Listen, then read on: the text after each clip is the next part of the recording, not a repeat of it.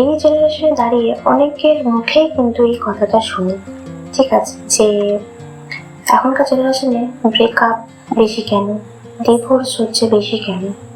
কিন্তু আমরা কি কোথাও গিয়ে ভেবে দেখি যে এর জন্য কিন্তু আমরাই দায়ী? বলতে গেলে আমরাই দায়ী। এবার বলবে কেন কেন এই কথাটা হচ্ছে? এখনকার জেনারেশনে হাজারটা অপশন চারিদিকে ছড়িয়ে ছিটিয়ে রয়েছে। এবার সেখান থেকে আমরা একটা অপশন চুজ করে রিলেশনশিপে এগোই। আমরা যখন ওর থেকে বেটার কোনো অপশন পাই তখন তার থেকে ছুটে যাই, তাই তো? এটা কিন্তু অনেকেই করে। আমি এখনো অনেক কাপলকে দেখেছি, মানে অনেক জায়গায় ঘুরতে গিয়ে, যে তারা একসঙ্গে বসে কথোপকথন করছে কম, ফোন ঘাটছে বেশি। মানে দুজন পাশাপাশি বসে আছে কিন্তু দুজন দুজনের মোবাইল নিয়ে টেপে করছে, ঠিক আছে। তো ওদের এই কোয়ালিটি টাইম স্পেন্ডটাকে কম গুরুত্ব দিয়ে ফোনটাকে ওরা বেশি গুরুত্ব দিচ্ছে, প্রায়োরিটি দিচ্ছে তাকে বলে।